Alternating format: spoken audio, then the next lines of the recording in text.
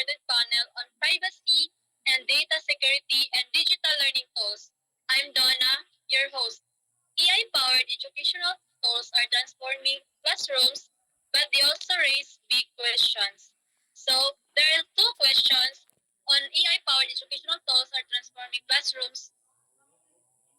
One is what happens to the data they collect. Then number two, who has access to our information? But before we dive in, let us do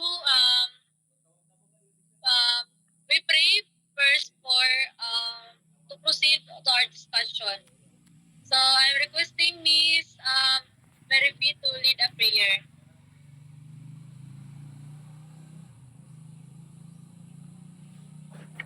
Everyone, let's bow our head. In the name of the Father, the Son, the Holy Spirit. Amen. In the name, our Father in heaven, hallowed be your name. Your kingdom come, your will be done on earth as in heaven. Give us this day our daily bread, and forgive us our sins as we Amen. forgive.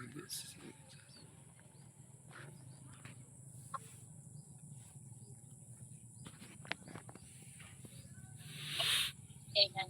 So, okay, thank you. So, but before we start, I want you, one of you to state your name, each of one of you. So let us start from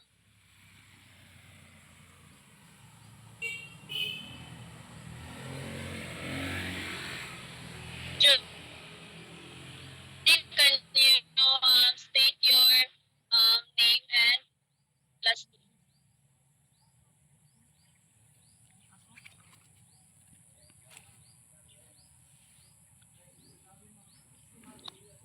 Good day, ma'am. My name is Junamay Darubi, third year Batalod student.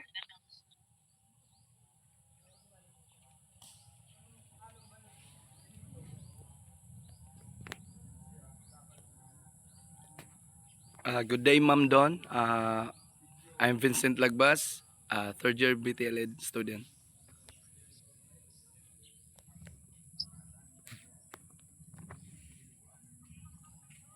Donna.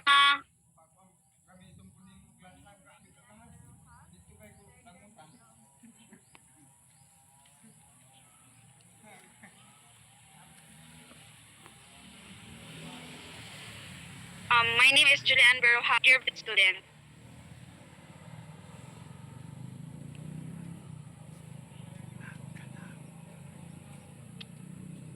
Hi, Ma'am Donna. My name is Mary P. Bocaris Kinsol, third year student.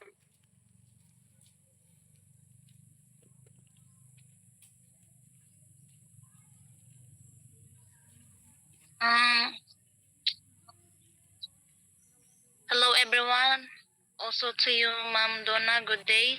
So, I'm Martinez Risa from Batalod 3.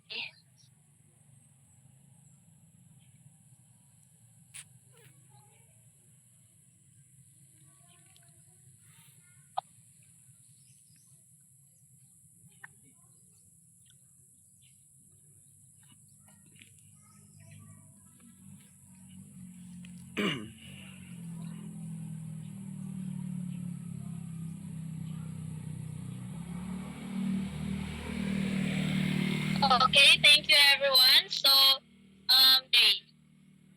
So first,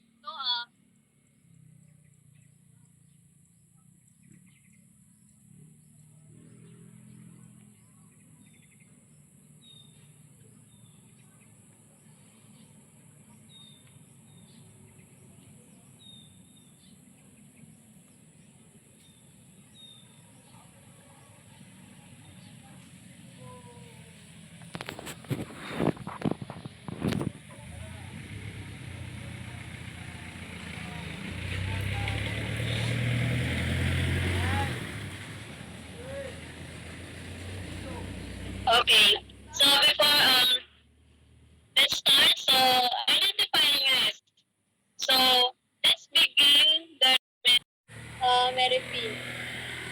What's one of the most pressing risks you see?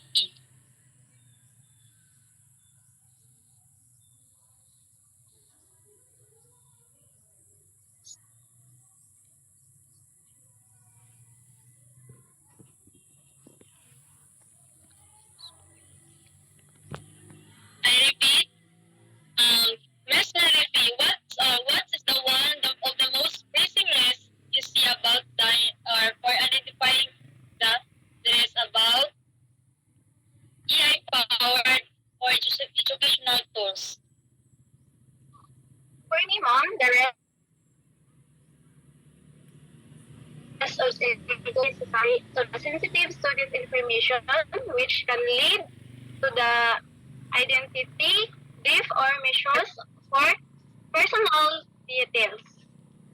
An AI assessment may also unintentionally collect more data or none not necessary creating vulnerabilities if the data is stored or insecurely, insecurely or shared with third parties without consent from the student. This is include means exposure for academics records, behavioral data or health information.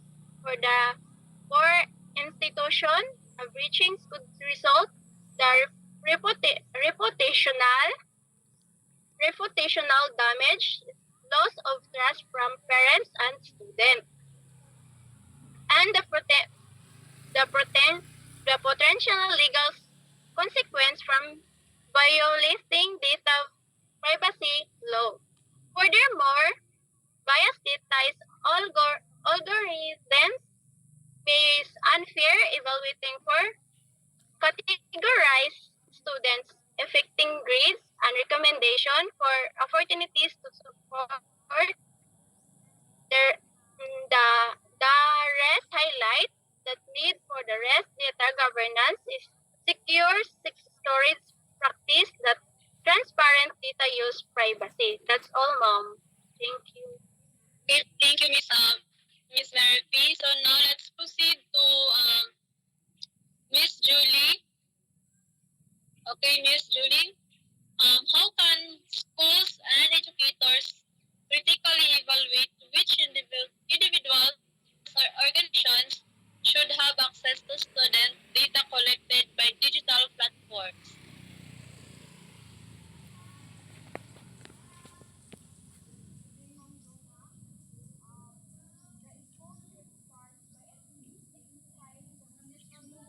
Good day, Ma'am Donna. The school should start by attendance needed to full educational objectives. Teachers and administrators may need certain academic records to personalize instruction, ma'am. Okay. So, yes, teachers and administrators may need certain academic records to personalize instruction. So, while third party or vendors should only access anonymized or limited data sets. So, institution must conduct background checks on vendors. So, request clear documentation on data sharing practices and use contractual agreements to ensure vendors do not sell or repurpose data. So parents and students should be informed about who has access, so why it is necessary, and how long data will be retained. So regular audits should be conducted to ensure no unauthorized parties such as advertisers or unrelated contractors are exploiting sensitive information. So this careful evaluation prevents misuse and aligns with data. Let's proceed to wait.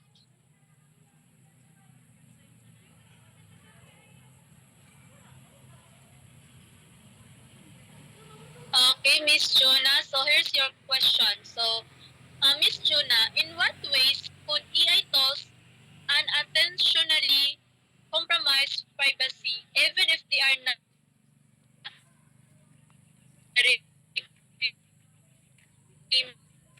mishandling data?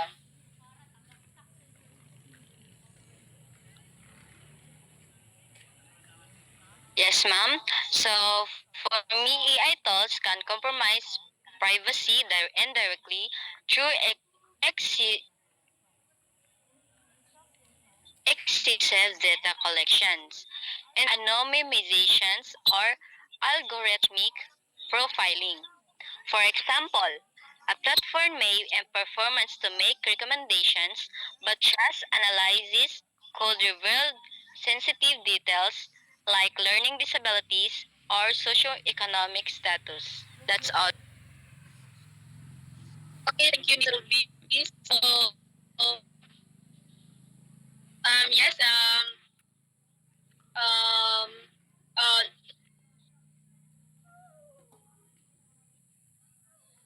yes, this scenario shows that even well-intentioned tools can erode privacy without rigorous oversight and ethical design and ongoing monitoring. So, okay, thank you, Ms. Ruby. So next, Mr.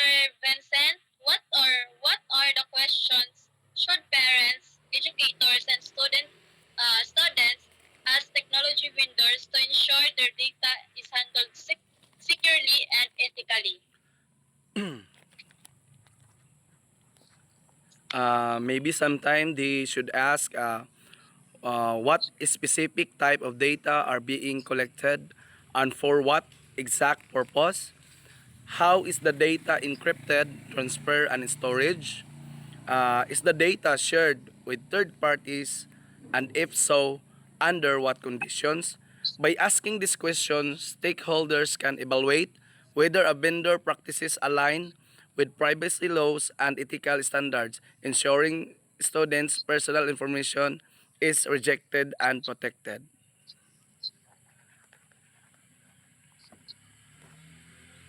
Thank you, Mr.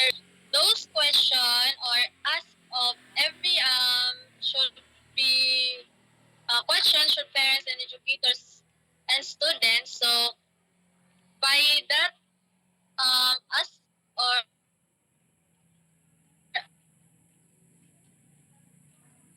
us, so they are standard ensuring students and personal information is respected and protected. So okay, Miss Risa, can you give some thought or about how can educational institution balance the benefits of AI-driven personalized learning with the need to protect student privacy? Uh, yes, ma'am.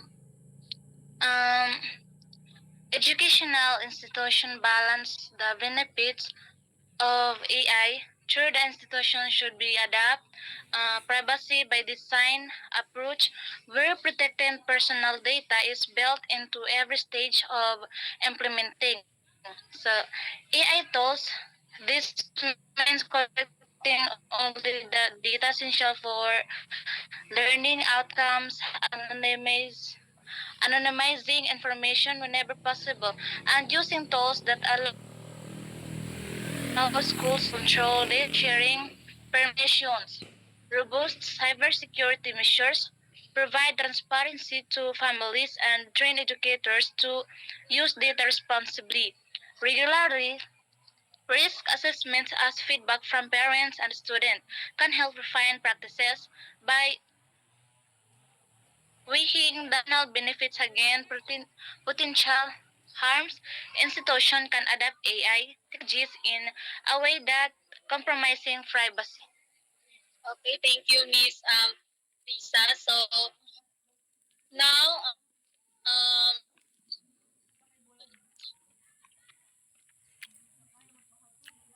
okay, so balance or educational institution balance the benefits of AI-driven personalized learning with the need to protect students' privacy. So these regular risk assessment and feedback from parents and students can help refine practices. Yes, it's true. So by weighing the educational benefits against potential harms, institution can adapt AI technologies. So,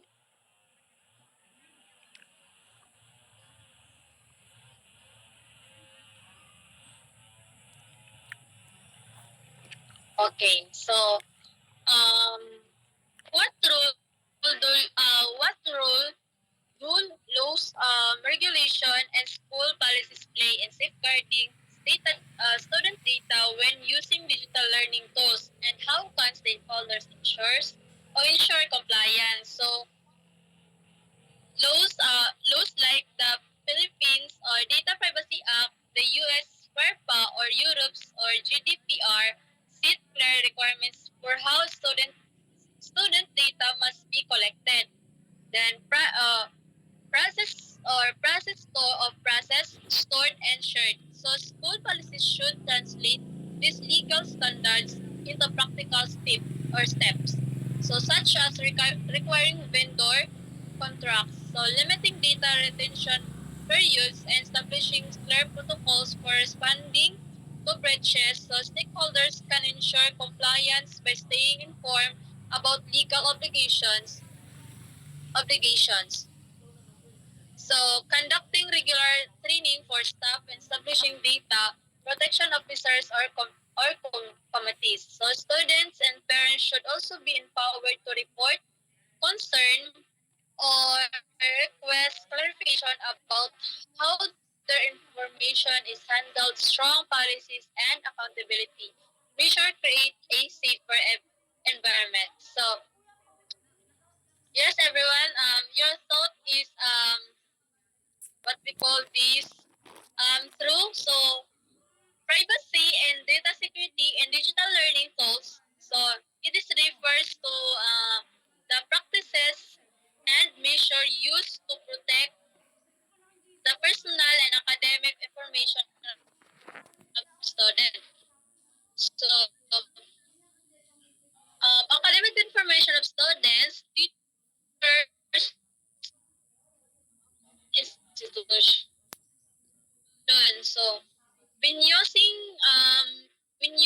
online platforms or AI powered educational software as more so just like what you are doing right now, then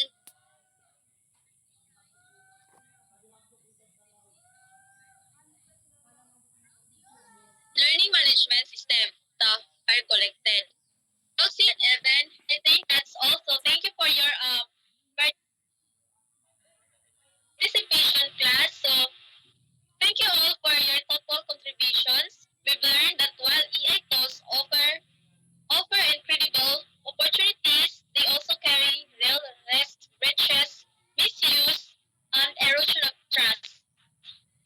Protecting students' privacy starts with transparency, strong policies, and asking the right questions. So, on behalf of our panelists, I'm Donna, thanking you for joining us. Stay informed, ask critical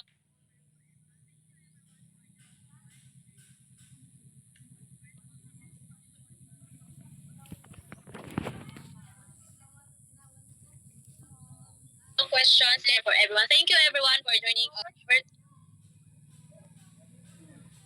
Thank you, ma'am.